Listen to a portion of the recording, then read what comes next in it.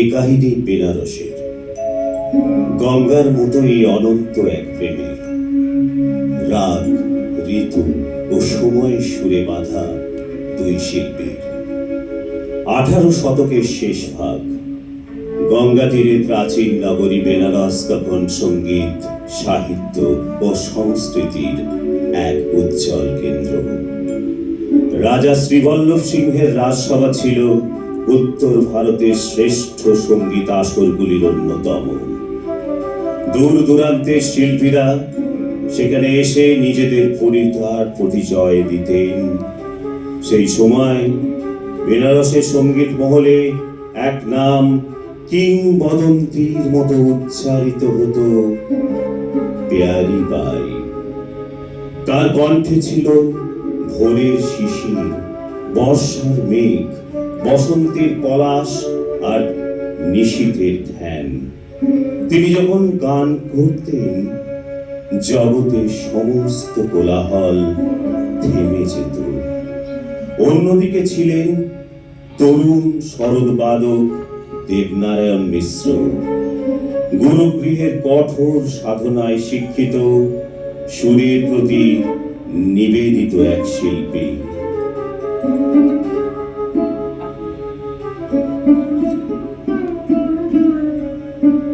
রাতের শেষ প্রহর ধীরে ধীরে মিলিয়ে যাচ্ছে। পূর্ব দিগন্তে সূর্যের প্রথম আভা ছড়িয়ে পড়েছে কাশীর আকাশে।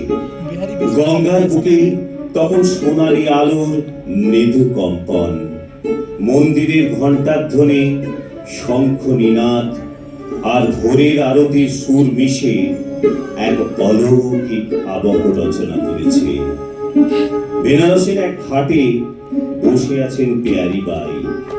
তার চোখে গঙ্গার শান্ত প্রবাহ, মনে রাগ সঙ্গীতের গম্ভীর মাধুর্য। পাশে সুরের সহচর দেবনারায়ণ মিশ্র শরতের তারে তারে জাগিয়ে তুলছেন প্রভাতের রাগ রাগিনীর আবেশ। প্রকৃতি যেন নিজেই আজ এক বিশাল মঞ্চ, আর উদীয়মান সূর্য তার দীপ শিখা। তার কণ্ঠের সঙ্গে দেবনারায়ণের শরৎ যেন গঙ্গার ঢেউয়ের মতো বয়ে চলল। সেই সময় কাশী বিশ্বনাথের দর্শন সেরে রাজা ঘাটের পথ দিয়ে ফিরছিলেন। হঠাৎ তার কর্ণে ভেসে এলো শরতের মধুর আলাপ। তারপর পেয়ারি বাইয়ের কণ্ঠে জেগে উঠল ভোরের বন্দনা। মিয়াকি তরিতে পেয়ারির অপূর্ব সুরে রাজা থমকে দাঁড়িয়ে বললেন। সুর, সাধনা আর প্রকৃতির এই অপূর্ব মিলনে তিনি যেন মুহূর্তেই মোহিত হয়ে গেলেন। প্রভাতের নির্মল আলোয় পবিত্র গঙ্গাকে সাক্ষী রেখে যেন দুই গন্ধর্বের সুরের আলাপ।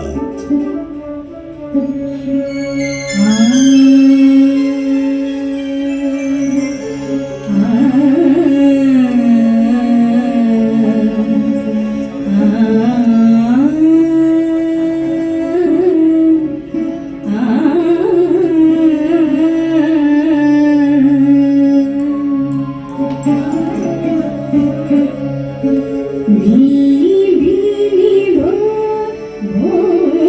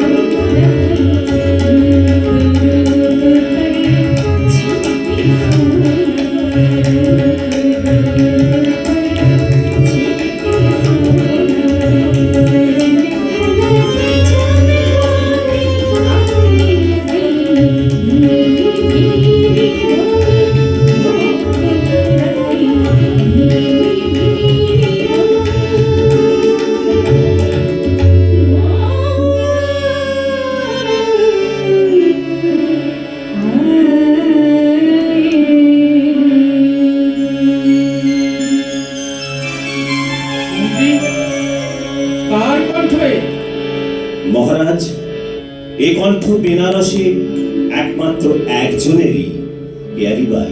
আর যিনি শরৎ সঙ্গত করছেন দেবনারায়ণ মিশ্র। কি অপূর্ব এই সুর! মর্তের পবিত্র গঙ্গাকে সাক্ষী রেখে এই যেন দুই গন্তব্যের সুর সাধনা। তুমি আমার কৌতূহল বাড়িয়ে দিলে। আমি জানতে চাই নারীর ইতিহাস। মহারাজ, এ এক করুণ কাহিনী। সুরের দেবী হয়ে ওঠার আগে পেয়ারিবাই ছিলেন এক শিশু কন্যার কান্না। মহারাজ, পেয়ারি ছিলেন উত্তরপ্রদেশের ব্রাহ্মণ বংশের সন্তান। সংসারে অভাব ছিল তাদের নিত্য সঙ্গী। পেয়ারির মা ছিলেন যেমন সুন্দরী তেমনই সুগায়িকা। ছেলেবেলায় মায়ের কাছেই তার সঙ্গীত শিক্ষা। কিন্তু পেয়ারির বাবা ছিলেন অত্যন্ত অলস ও সন্দেহপ্রবণ মানুষ। স্ত্রীকে শাস্তি দিতে একদিন দিল্লির মিনা বাজারে পেয়ারিকে বিক্রি করে দেন কস্তুরীবাইয়ের কাছে।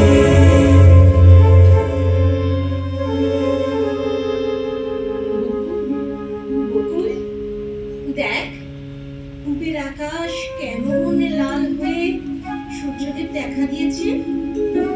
এটি দিনের প্রথম প্রহর। চল, আজ আমরা আহির ভৈরবে দিন শুরু করি।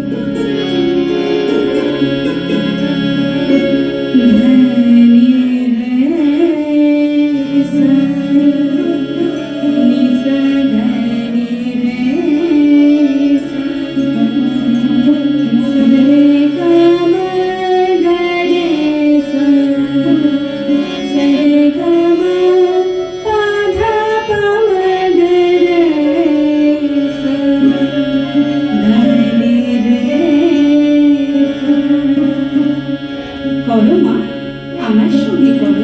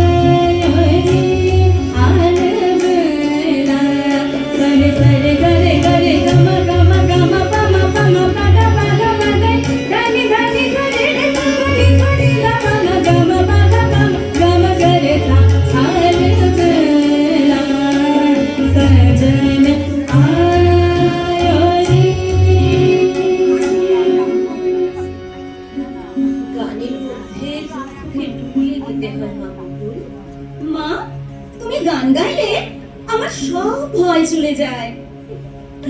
একদিন তোর গানে অনেকের ভয়, দুঃখ, কষ্ট দূর হবে। আবার গান? সারাদিন গান? গান গেয়ে কি হাত জুটবে? চেঁচিও না, মেয়েটা ভয় পাবে। ভয় পাবে? আমার ভয় হয় না? ঘরে টাকা নেই, নিন্দা রোজ দরজায় আসে। দিন হয়েছে কার জন্য তা তুমি খুব ভালো করেই জানো। মাসের পর মাস কোনো কাজ করো না, যা আয় হয় তাও নেশায় উড়িয়ে দাও। চুপ! আমাকে জবাব দিচ্ছ? না, আজ আর আমি না বলে পারছি না। এই সংসারটা আমি একা টেনে নিয়ে যাচ্ছি। আমি গান শেখাই, সেলাই করি, তবু সংসার বাঁচানোর চেষ্টা করি। হ্যাঁ, খুব সৎ তুমি। সারাদিন কত লোক আসে তোমার কাছে, গানের স্কুল তো তোমার লোক দেখালো। আমি কি কিছু বুঝি না? উফ, আবার সেই সন্দেহ। লোকজন তোমার কাছে গান শিখতে আসে না অন্য কারণে আসে? ছি, লজ্জা করে না তোমার? যে স্ত্রী এত বছর তোমার পাশে থেকেছে, তোমার সংসারটাকে আগলে রেখেছে, তাকে এই কথা বলতে লজ্জা আমার করে প্রোগ্রামে আছে। না, আমি কাউকে বিশ্বাস করি না। বাবা, ম্যাডামের তাকে প্রোগ্রামে। বলবো না? তুই চুপ কর। সব তোর মায়ের নাটক। ডাইনি কোথাকার। ছি, ছি, ছি, ছি, ছি, ছি। শিশুর সামনে এসব কথা বলো না, ওর মনে বিষ ঢুকিয়ে দিও না। বিষ? আমার জীবনটাই বিষ হয়ে গেছে। তোমার নিজের জন্যই আজ তুমি এখানে। কেউ তোমাকে নেশা করতে বলেনি, কেউ তোমাকে কাজ হ্যালো। ছেড়ে দিতে বলেনি। হ্যাঁ। ভগবান আমাদের হাতের মুঠোয় যে মাপ দিয়ে বানান, না, তার একটা থেকে প্রোগ্রামে বেশি আছি, তাতে এখানে কোনো ধরে না। চিল্লামিল্লি না। তুমি চাইলেও তার বেশি পাবে না। আরে রাখো তোমার তত্ত্ব কথা। আমার বিরুদ্ধে না, তোমরা সবাই social এক। media তে আছি, তুমি ম্যাডামের এই মেয়ে সবাই। আমরা তোমার বিরুদ্ধে নই। হ্যাঁ হ্যাঁ হ্যাঁ আমরা শুধু চাই হ্যাঁ, শর্ট লেগে। বদলাও। বদলাবো? আমি পুরুষ মানুষ, আমি কেন বদলাবো? তুমি কে বদলেছ? তুমি তো হ্যাঁ, তোমার একটু গান, টাইম লাগবে। তোমার স্কুল পরে বন্ধ ফোন করে করছি দিই। তো। হ্যাঁ, একটু টাইম লাগবে, তোমাকে পরে ফোন আরে করছি। আমি কেন বদলাবো? আমার চাই, আমার টাকা চাই, অনেক অনেক অনেক টাকা চাই। কোথা থেকে আসবে টাকা? শোনো, শোনো, উপায় করেছি। কি কি উপায়? দিল্লিতে এক লোকের সঙ্গে কথা হয়েছে, সে মেয়েটাকে নিয়ে যাবে। কাকে? বকুলকে? হ্যাঁ হ্যাঁ হ্যাঁ, বিনিময়ে আমি অনেক টাকা পাবো। না, না, তুমি নিজের মেয়ের কথা বলছো। তুমি ওর বাবা। আচ্ছি। আমার আমার যা ইচ্ছা আমি তাই করবো। সে তো জানতাম তুমি বাবা হওয়ার অধিকার হারিয়েছো অনেক আগে। মা, মা আমি কোথাও যাবো না মা, আমি তোমার কাছেই থাকবো। কেউ তোকে আমার কাছ থেকে কেড়ে নিতে পারবে না। সরো, সরো বলছি। না, মরে গেলেও না। তাহলে দেখো, আয় আয় বলছি। মা, মা তুমি বাঁচাও। বকুল, আমার মেয়েটাকে ছেড়ে দাও। আজ আজ আজ থেকে ও আমার সঙ্গে যাবে। তুমি মানুষ নও, তুমি পশু। বাবা বিশ্বনাথ একদিনের বিচার করবেন। মা, মা আমি তোমার গান ভুলবো না মা, আমি তোমায় ছেড়ে কি করে থাকবো মা? বকুল, মা কখনো তার সন্তানের থেকে আলাদা হয় না সোনা। সুরকে আঁকড়ে থাকিস, তোর সুরে আমি তোর সাথে থাকবো। একদিন এই সুর তোকে মুক্তি দেবে বকুল।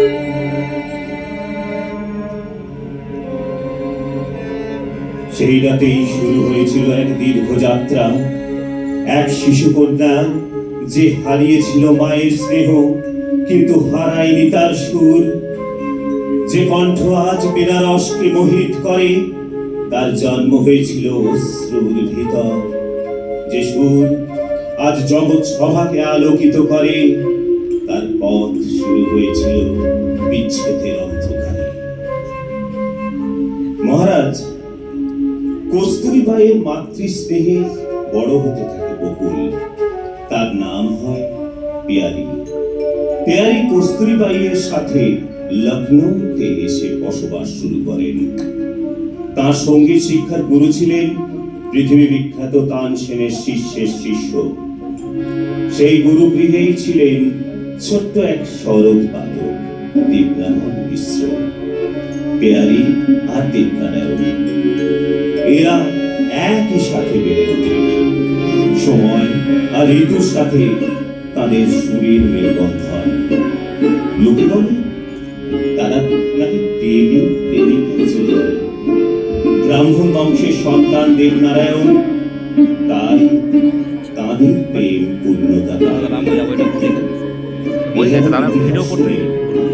রাজার মনে তখন এক অন্য অনুভূতির জন্ম নিয়েছে। তিনি বাইরের সৌন্দর্য, ব্যক্তিত্ব, সুরের মায়ায় গভীরভাবে আকৃষ্ট হয়ে পড়েছেন। এক সন্ধ্যায় রাজা তার প্রধানমন্ত্রীকে বললেন, শোনো মন্ত্রী, পেয়ারি শুধু একজন গায়িকা নয়, তিনি আমার রাজ্যের গৌরব। আমি তাকে রাজসভায় স্থায়ী সঙ্গীত শিল্পী সম্মান দিতে চাই। মহারাজ, জনশ্রুতি আছে বিহারী বাই ও দেবনারায়ণ পরস্পরকে ভালোবাসে। এক সাধারণ শরৎ বাদক সে কি করে আমার ইচ্ছার বিরুদ্ধে দাঁড়ায়? না না না মন্ত্রী, তুমি নিজে গিয়ে ওই দুই শিল্পীকে আমার আমন্ত্রণ জানিয়েছো। আর এটাও বলো, এটা রাজার আদেশ। ওরা রাজ থেকে আমার রাজসভায় একসাথে সঙ্গীত পরিবেশন করবে। আর গঙ্গার রাধামহল ঘাটে আমার যে সুরমহল রয়েছে সেখানেই তারা থাকবে। কিন্তু কিন্তু রাজসভার শৃঙ্খলা যেন বজায় থাকে। আচ্ছা আচ্ছা মন্ত্রী, সামনেই তো আমাদের রাজ্যের বসন্ত উৎসব। তুমি করো তাড়াতাড়ি বসন্ত উৎসবের জন্য ওদের তৈরি হতে বলো। আমি ওই দিনই ওনাদের যুগল পরিবেশন দেখতে চাই রাজসভায়। রাজ আজ্ঞা পালন করে মন্ত্রী বিহারী ও দেবনারায়ণকে আমন্ত্রণ জানিয়ে সসম্মানে রাজপ্রাসাদে নিয়ে এলেন। রাজপ্রাসাদে বসন্ত উৎসব, রাজা নিজে উপস্থিত। আমার রাজসভায় বিহারী ভাই ও দেবনারায়ণ শর্মাকে জানাই সুস্বাগত। বিহারী, তোমার গান আমি শুনেছি, আজ আজ এমন কিছু শোনাও যা এর আগে কেউ কখনো শোনেনি। প্রণাম মহারাজ, আজ তো বসন্ত উৎসব। আমার গুরুজিকে স্মরণ করে আজ আমি আমার নিজের একটি বন্দিশ পরিবেশন করছি।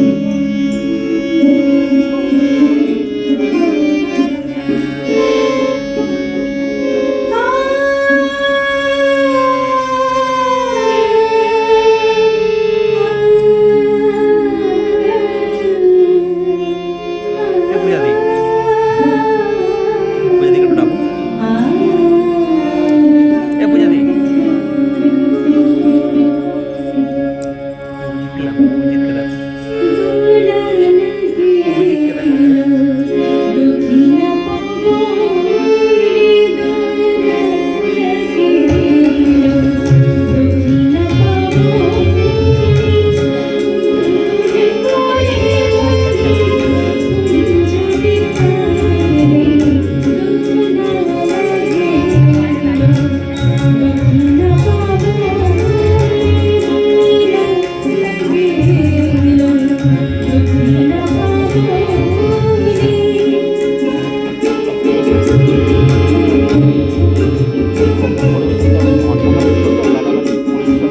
শুনতেই পাচ্ছি না, এত বলে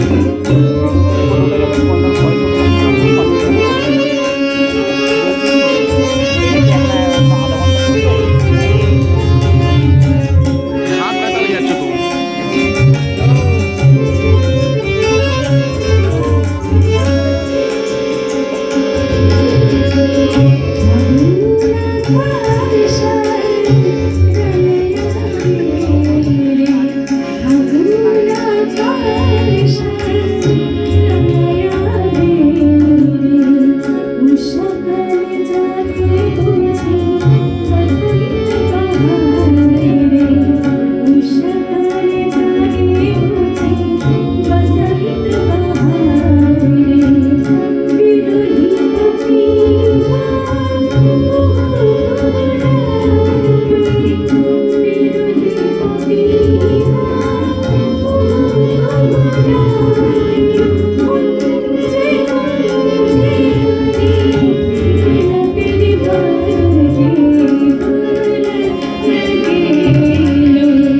দক্ষিণ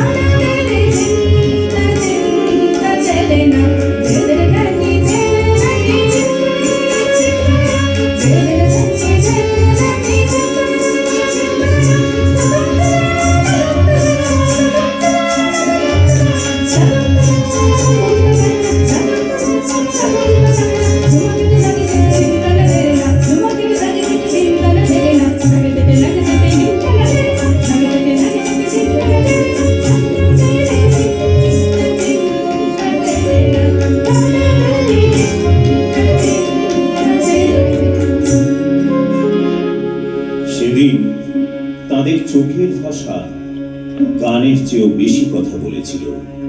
রাজসভায় উপস্থিত সকলে বুঝলে সবচেয়ে বেশি লক্ষ্য করেছিলেন রাজা শ্রীবল্লভ সিংহ। রাজা ক্রুদ্ধ হলেন। গান চলাকালীন রাজা ঘোষণা করলেন, দেখি এ যে রাজসভার শৃঙ্খলা ভঙ্গ। সভা স্তব্ধ। পেয়ারি কেঁপে উঠলেন, কিন্তু তাদের সঙ্গীত থামল না। পেয়ারি ধরলেন রাত বসন্তে তার নিজের বন্দিশ। कहाँ सखी जो रीत बसंती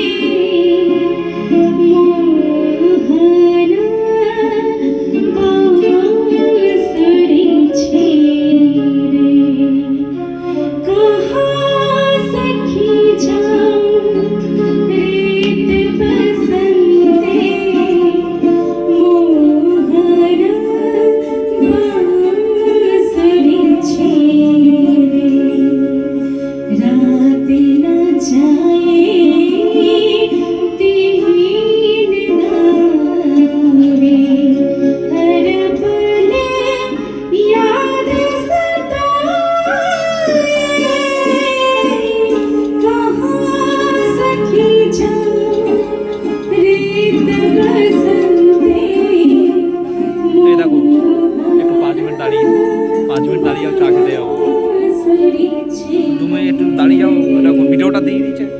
ভিডিওতে কথা বলে গেল আর পানিশমেন্ট রাজা দেবনাথ, মালদা। सखी मेरे प्यारे कैसे जाऊं मैं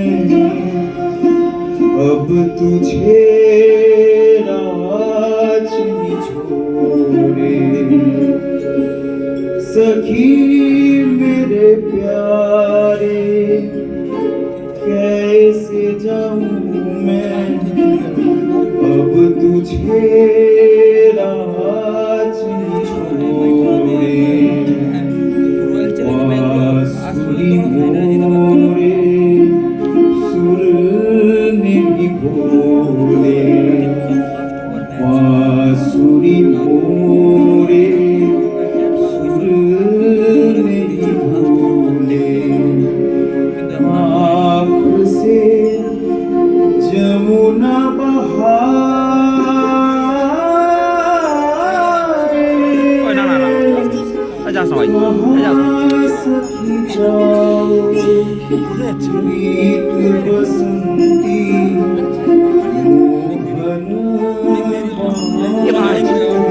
আমি ছেড়ে দিয়ে আসবো, তুই বস। বিধাননগর অব্দি আমি ছেড়ে দিয়ে আসবো, তুই বস। রাজা দেবনারায়ণকে ডেকে পাঠালেন। তুমি কি পেয়ারি বাইকে ভালোবাসো? হ্যাঁ মহারাজ, আমি তাকে ভালোবাসি। তাহলে তোমার শাস্তি হবে। তোমাকে 12 বছরের জন্য বেনারস থেকে নির্বাসিত করা হলো। তুমি আর কখনো স্যারে বেঁচে রাজসভায় সঙ্গীত পরিবেশন করতে পারবে না।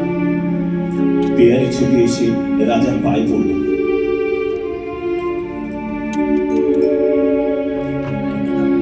মহারাজ, মহারাজ, তার অপরাধ শুধু ভালোবাসা। 1 আওয়ার্স টাইম দিয়েছি। কিন্তু রাজার হৃদয় তখন ঈর্ষায় অন্ধ। দেবনারায়ণকে সৈন্যরা নিয়ে গেল। বছরের পর বছর কেটে গেল। পেয়ারিবাই প্রতি ঋতুতে দেবনারায়ণের স্মরণে গান গাইতেন। হয়ে গেছে। বসন্ত, বর্ষায় মালহার, শরতে পিলু, রাত্রিতে যোগ।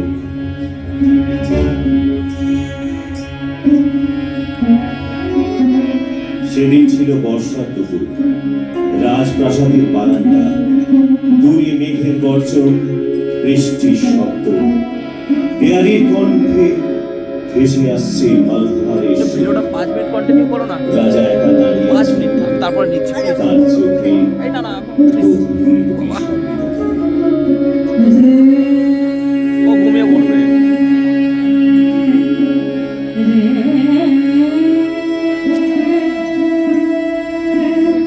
ঘুমিয়ে পড়বে, ও হবে না। দাঁড়া, আঙুল কাটা।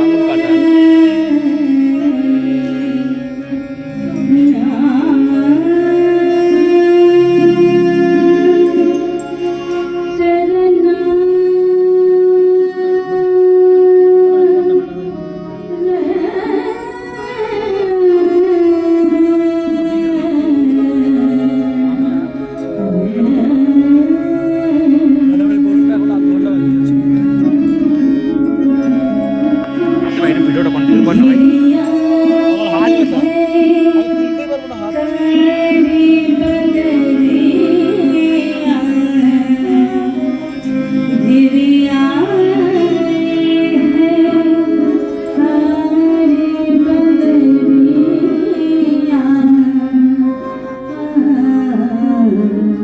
রাধে বিন লাগে না मोर जिया गिरियानी है तारी बदरिया गिरियानी है तारी बदरिया राधे बिन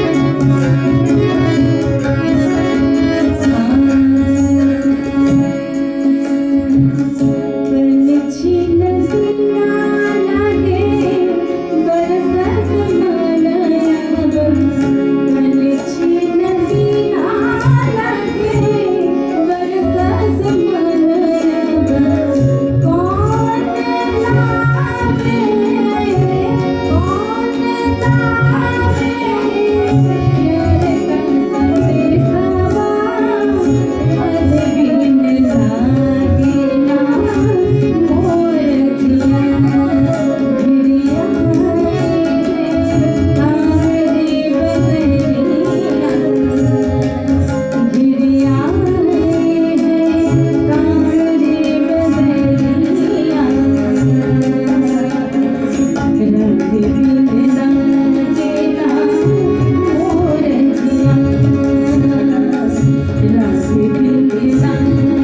ना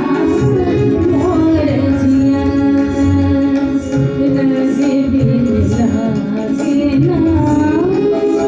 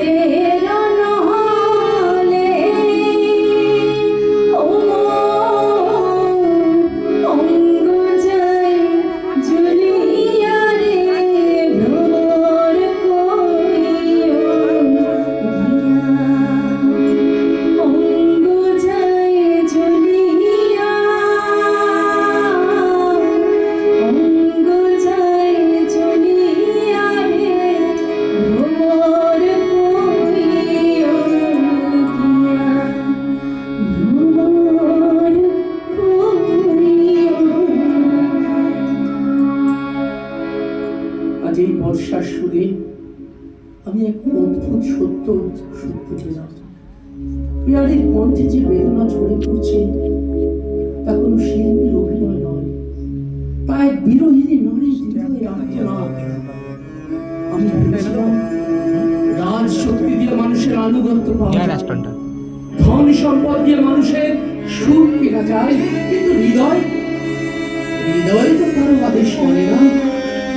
আজ বল। বুঝলাম ইয়ারির গানের প্রতি না, আমি ভিডিওটা করে দিয়ে আমি বেরাচ্ছি। 1 ঘন্টার করলে একটা ভিডিও আর 15-20 মিনিট বাকি। সময় যা চলে যা তাহলে। সকাল থেকে রাত আর রাত থেকে ভোর। বসন্তের আবিরের দাঁত ধুয়ে যায় বরসার ধারায়। রাতের দ্বিতীয় প্রহরে সুর মহল থেকে ভেসে আসে মালুদে হাগে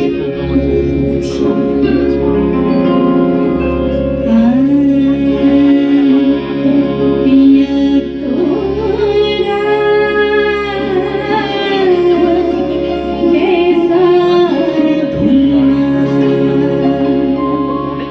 पिया तोरा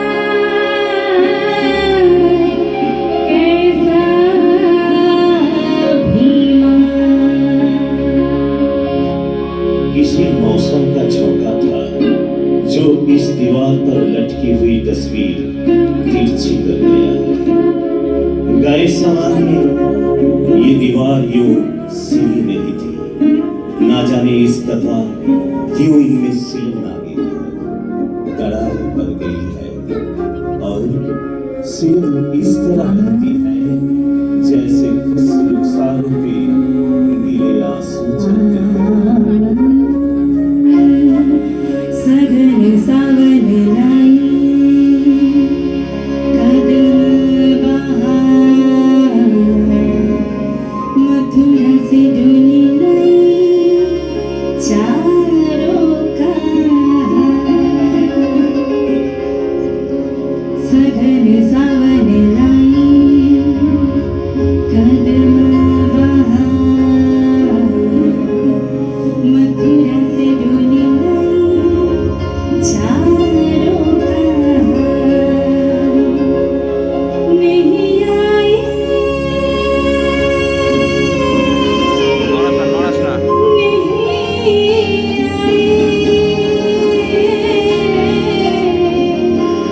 केसरिया बलमा अंगना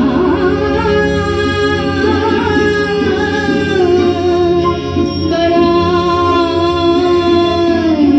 सुनसान।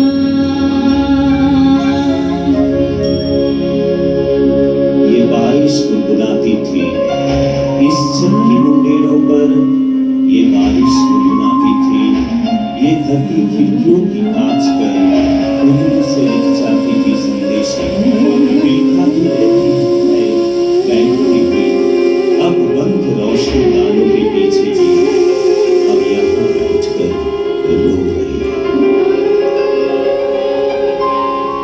अपने नैन से नीर बहाए, अपनी जमुना खुद आप ही बनावे। आ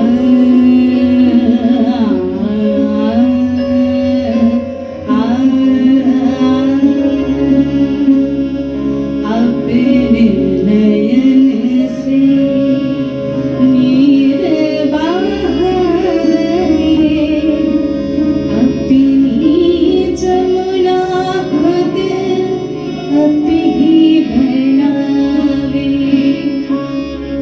दोपहर ऐसी लगती है बिना मोहर की खाली खाने रखे हैं, न कोई घेरने वाला है नाज़ी और न कोई जान चलते हैं।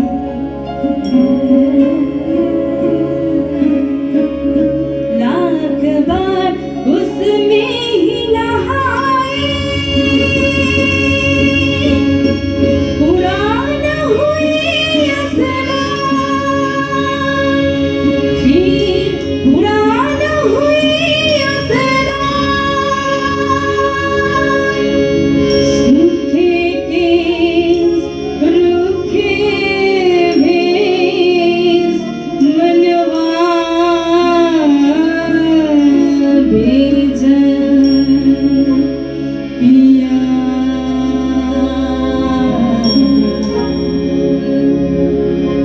दिन होता है न रात होती है, सभी कुछ रुक गया है। वो क्या मौसम का झोंका था जो इस दीवार पर लटकी हुई तस्वीर को तिरछी कर गई है। पिया तोरा कैसा भीमा तोरा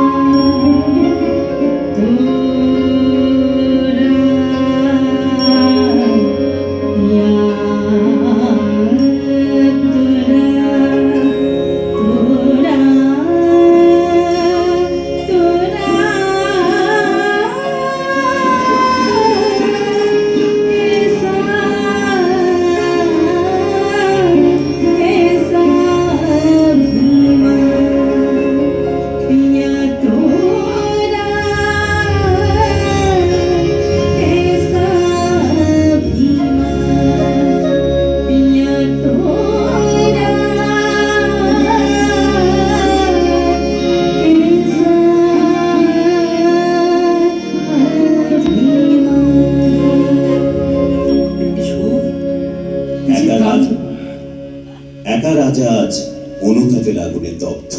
এ কি সুর, এ যে কান্না, বিহারীর চোখে যে স্বপ্ন, সে স্বপ্নে আমার স্থান নেই। আমি শুধু তার জীবনের একজন শ্রোতা, তার গানের একজন অনুগামী মাত্র।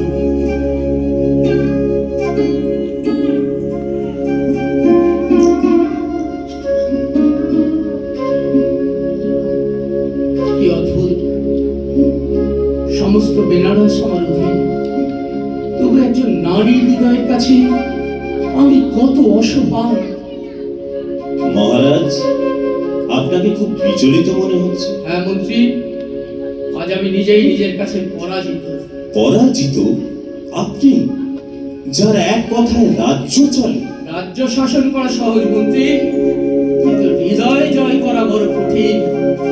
আজ আজ বিহারীর গান আমাকে সেই শিক্ষাই দিল। আপনি কি এখনো তাকে ভালোবাসেন মহারাজ? ভালোবাসি, ভালোবাসি, ভালোবাসি, সম্ভবত সম্ভবত আগের চেয়েও বেশি। কিন্তু কিন্তু আজ সেই ভালোবাসার অর্থ বদলে গেছে। আগে থেকে নিজের কাছে পেতে চেয়েছিলাম, শুধু নিজের করে রাখতে চেয়েছিলাম, কিন্তু আজ আজ শুধু তার সুখ কামনা করি।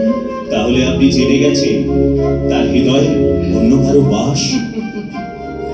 জেনে গেছি, জেনে গেছি।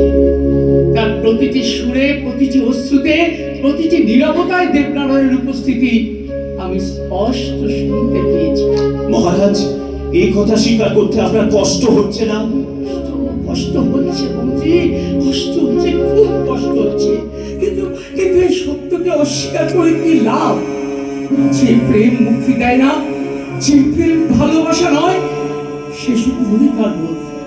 আমি আমি বিরাটকে ভালোবেসেছি, আমি তার হৃদয় স্বাধীনতাকেও সম্মান করব। আপনি সত্যি মহান মহারাজ। না না না মন্ত্রী, আজ আমি মহান নই। আজ আমি কেবল একজন মানুষ যে প্রথমবার বুঝতে শিখেছে প্রেম মানে পাওয়া নয়, প্রেম মানে প্রিয়জনের সুখে নিজের সুখের ঊর্ধ্বে স্থান দেওয়া। হেমন্তের শেষে চাটা খেতে যাবো না, কিন্তু একবার বইটা দেখে ঠিক আছে।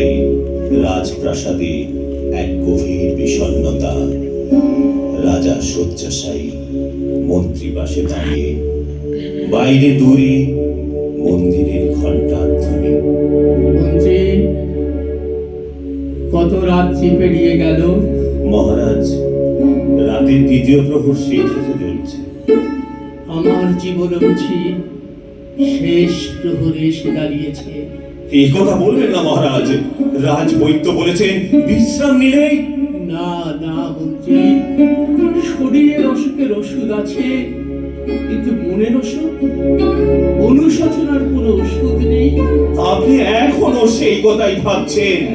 হ্যাঁ, 12 বছর ধরে ভাবছি। আমি এক ভয়ঙ্কর অন্যায় করেছি।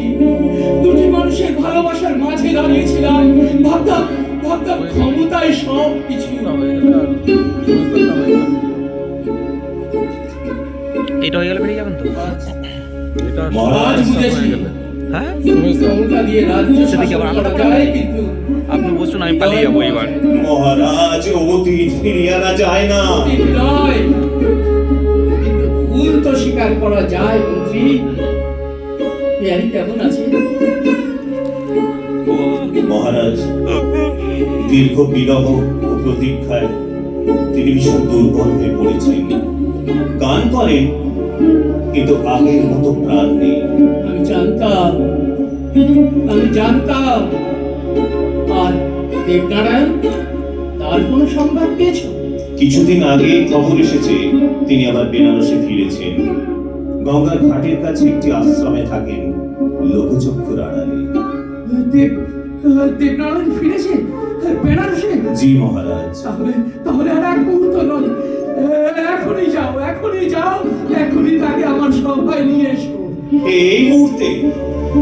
হ্যাঁ, এই মুহূর্তেই।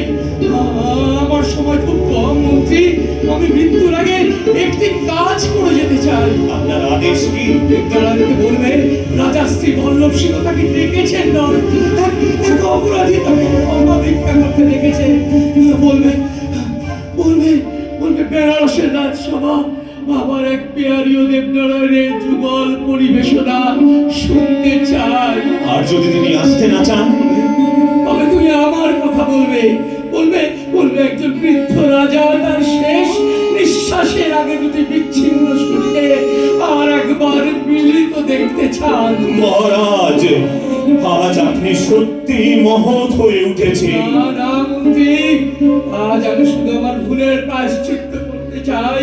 যদি ঈশ্বর আমাকে আর একটি রাত দেন, তবে আমি সেই রাত তাদের সুর শুনেই বিদায় নিতে চাই। আমি এখনই যাচ্ছি মহারাজ, দেবনারায়ণকে নিয়ে ফিরব। যাও মন্ত্রী যাও, আজ আর কোনো বিরহ নয়, আজ শুধু মিলন। 12 বছর পরে দেবনারায়ণ ফিরে এলেন বেনারসের রাজসভায়। কিন্তু দীর্ঘ প্রতীক্ষা ও বিরহে পেয়ারী তখন দুর্বল ও অসুস্থ। রাতে 3য় প্রহরে রাজসভায় তাদের শেষ সাক্ষাৎ হলো। রাজা তখন অসুস্থ, অনুতপ্ত। রাজা অনুরোধ করলেন তাদের যুগল পরিবেশনা করার জন্য। পেয়ারী গাইলেন রাগশ্রী। রাত্রি 3য় প্রহরের রাত।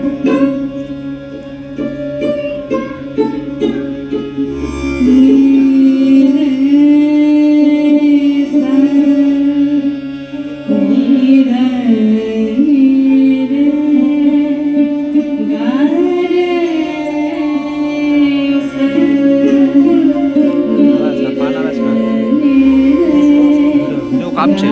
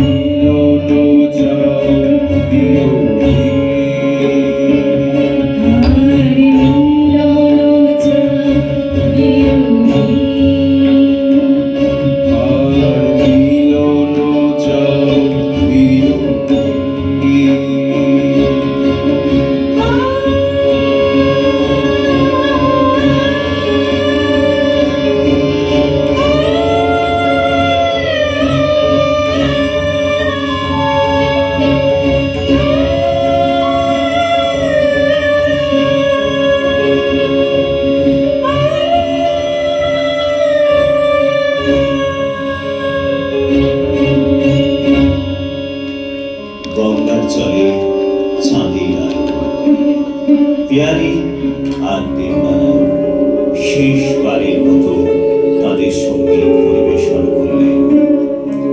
গান শেষ হওয়ার সঙ্গে সঙ্গে তার কণ্ঠ আর দেবনারায়ণের স্বরূপ স্তব্ধ হয়ে গেল। দূরে গঙ্গার ঢেউ বয়ে চলল, মনে হলো যেন সমগ্র প্রকৃতি সেই প্রেমের বিদায় গান গাইছে। কথিত আছে রাজা শ্রীবল্লভ সিংহ নিজের ভুল উপলব্ধি করেছিলেন।